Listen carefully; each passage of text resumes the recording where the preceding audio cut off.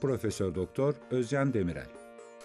İngiltere ve Amerika Birleşik Devletleri'nde yabancı dil öğretimi ve program geliştirme konularında bilimsel çalışma ve incelemeler yapan Özcan Demirel'in yayınlanmış uluslararası 33, ulusal 62 olmak üzere toplam 95 makale ve bildirisiyle 30 kitabı bulunmaktadır. Profesör Doktor William Frederick Piner. Meslek yaşamı sürecinde 13 üniversitede misafir profesör olarak görev yapan Piner'ın öğrenme ve öğretme, eğitim programları, eğitim teorileri, program geliştirme, program araştırmaları ve ülkelerin program geliştirme çalışmaları hakkında çok sayıda kitabı bulunmaktadır.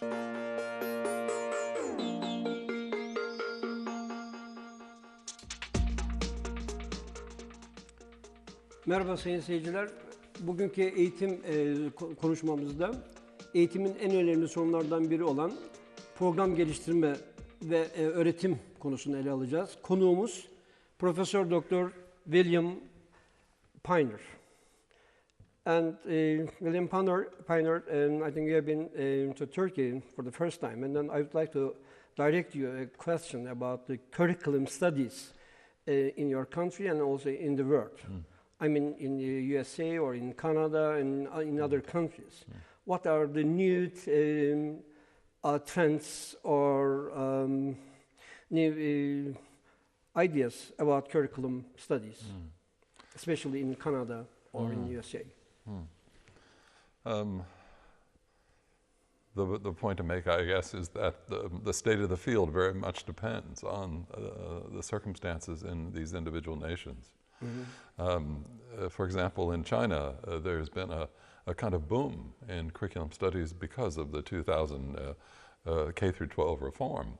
There are over 40 institutes and many hundreds of PhD programs. In other countries, it's in a kind of eclipse. For example, in the United Kingdom, after Margaret Thatcher installed a national curriculum, there was a kind of dissipation of the field. So it depends very much on the state of the nation. In Canada, I think there's a very lively animated field, especially those segments of it that are working in school subjects like history. There's a very important undertaking now in Canada to attempt to deal with the complexity of Canadian history, particularly the politically vexed and ethically difficult questions of the treatment of Indigenous peoples, the problem of the two nations, Quebec and Anglophone Canada, and how French-speaking community and English-speaking community. That's right. Do you have the similar program, curricula, or different curriculum for different societies? It's curriculum studies, but it's a very different field in these various areas. There's a kind of segregation, intellectual segregation. And do you prepare the different school curricula for English-speaking part of yes, the that's Canada? right. That's right. There is a Quebec. And Quebec is distinctive, but also the First Nations curricula also have distinctive curriculum, and even within. Is it a national curriculum or is it no? local? It's not. It's not a national. It's not national. It's a local. It's quite regional. Some provincial. Is it a school-based curriculum or? There are different models at work, but it's often school-based. Canadians are quite proud that they don't have a top-down model like the United States. Top-down model. Yes, but that isn't run from. But if it is not school-based, then do you have enough curriculum experts in your schools and curriculum developers? And there's never adequate. There are so many teachers, but do you have enough qualified curriculum developers in schools? There are never adequate funds for school-based curriculum experts, but in Canada the situation is actually envious compared to other countries.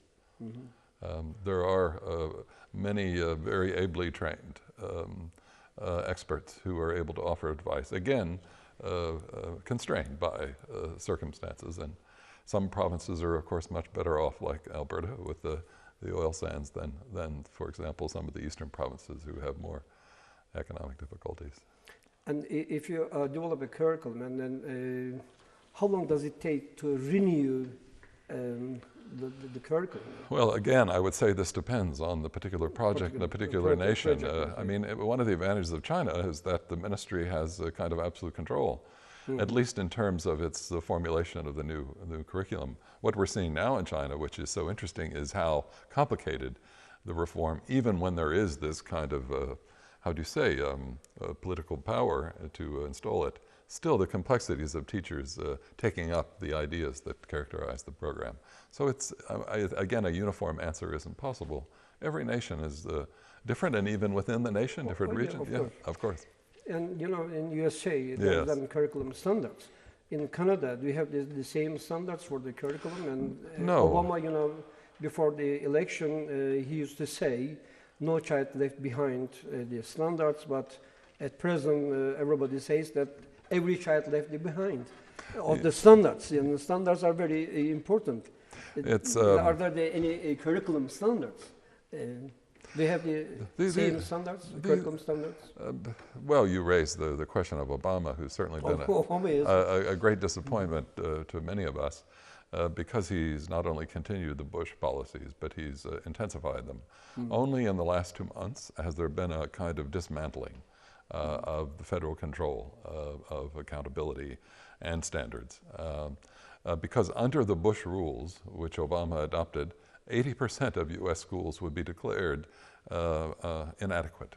And inadequate? Inadequate. Really? By these bureaucratic, which are quite arbitrary. And so rather than declare these schools... Is it a very high standard or low standard? And it's always shifting. What is the average standard, you know? It's a shifting standard according to test scores. Under both the Bush and Obama, mentally challenged students, either through genetics or through injury, were included in these test scores. And so even in a school that might have a very strong reputation and very high quality curriculum, the test scores go down because everyone is included. It's a very arbitrary, bureaucratic, autocratic program. Yes. Yeah. Then if you talk about the standards, then do you think that it is the test-based yes, it's test-based. Of course. Tests are more important than the curriculum. They have been in the United States. Not so in Canada. Not so in Canada. Yes, yes. What is your new approach or new tendency for the curriculum in Canada? Well, apart from the standards. For example, in the example I gave you, the history program, yes. It's to emphasize historical thinking. It's based on the procedures that historians use in order to compose history. So it's an effort to move away from fact-based memorization of facts and to deal with the processes of cognition that are embedded in the discipline, as well as with ethical and social issues, especially social justice involved with reparation of past injustice. Yes, and you know, in Turkey, while we are talking about yes. the curriculum studies in Turkey, and then we emphasize on the components of the curriculum, like first, then we try to determine the objectives, right. and then the content and right. teaching learning process, right. and then the measurement or testing situations. Right, Tyler. That is then the cyclical approach, you know, yes. and then we turn it over. And do you follow these the components, and also do you emphasize on these components in Canada too? I would say that we're plagued with this approach as well, but teachers have much more say, much more are consulted in a more major way, and there are more, how would you say, opportunities for teacher initiative and teacher translation of the objectives than in the United States, which is entirely outcomes based at this point. Are they more involved? Yeah, the teachers are more involved. More involved, That's especially right. the teachers. That's right. And what about the parents? And also the parents, of course, don't have time, but they have no time. Yes. Right, right. But we never invite the parents to curriculum studies in Turkey. But the difference I notice between the U.S. and Canada is that while politicians in the U.S. have stirred up parents' anxieties over the state of the schools and the quality of education they're receiving, it hasn't been a national political issue in Canada, and so there isn't the same anxiety. Moreover, Canada doesn't have this obsession with being exceptional, with being the world leader, and so there isn't this anxiety that somehow that Canada's in decline, or that there is a kind of threat. Of course, there hasn't been a major terrorist attack either. So the situation, the national situation is quite different. And so there isn't the same kind of pressure. But you know, there is an international example, like No, that's pizza teams and PERS. Canada does all right. Well, all right. Does all right. What is the rank? I don't recall what the rank is, but it's not a political issue. Yeah, it's not a political issue. And I think there is an acknowledgement that the PISA score is only one small piece of this question of quality of educational experience. So maybe we have the different ways of measuring the quality of instruction. That's right, and a different conception of quality. Yeah, of course. Yes. A much more subjective quality. Yeah. This shows up even in the U.S. though. When surveys are done about parent satisfaction with their children's teachers, they range from 60 to 70% satisfaction. But when they're asked what is the quality of American public education, which the politicians constantly aggravate, the scores are quite low, 30. So there's this disparity. But what it underscores is that quality, the ascertaining of educational quality is invariably a subjective as well as numerical process. Yes, but sometimes the numerical indicators are more important than the other satisfaction. It depends on the political situation in the country. Maybe, yes. I think so, yes. But there was there's a competition between Russia and the USA. And in the politicians' minds. That's the politician mind again, you say yes. But I think educators in every country understand their situation is more complex than a number can represent. And moreover, the well-being and future of a child is much more important and complicated than a competition in politicians' minds between countries. No, in future, maybe we are going to live in a knowledge society.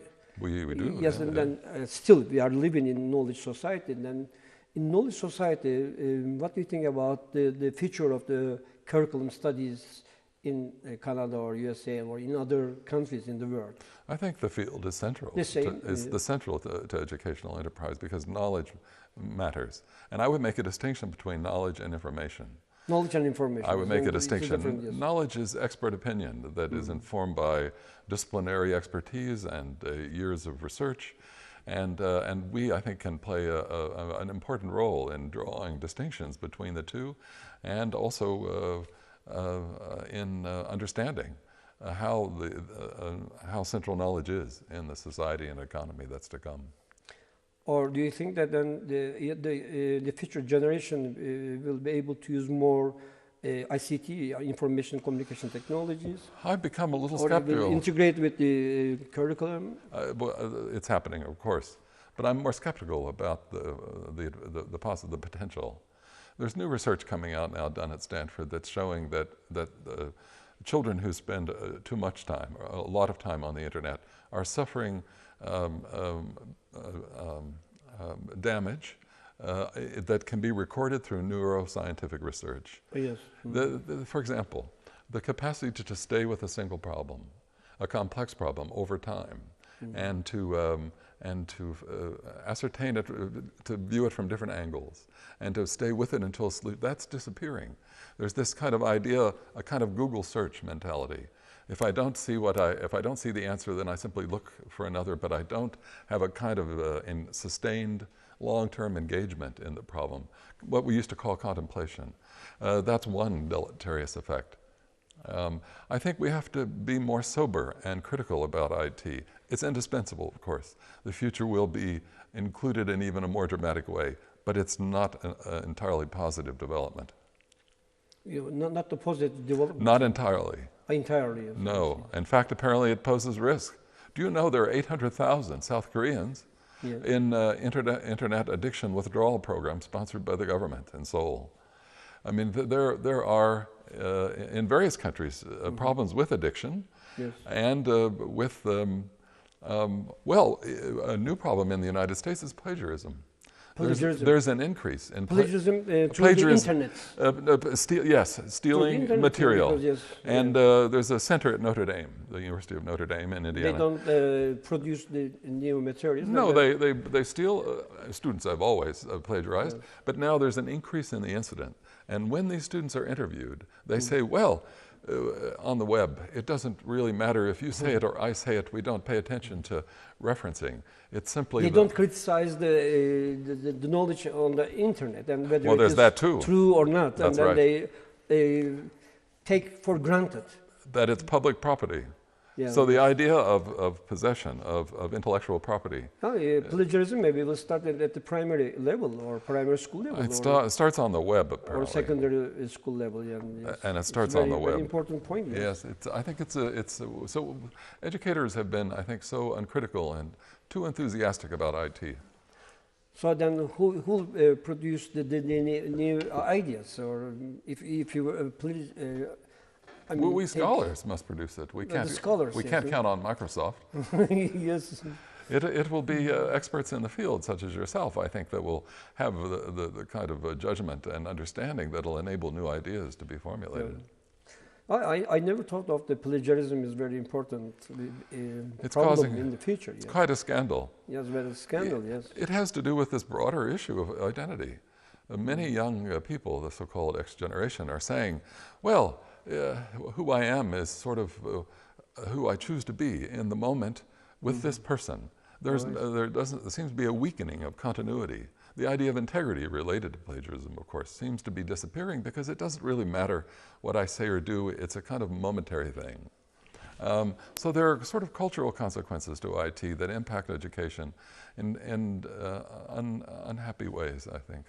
So then, as a famous educator, and what do you suggest to the new teachers and educators all over the world? And what is your proposals and recommendations? In terms of IT, I think the use of IT is technology. It's incumbent upon us as curriculum studies scholars and as teacher educators to alert teachers to the problems of addiction, to help teachers understand that it's not an aid that's always educationally appropriate.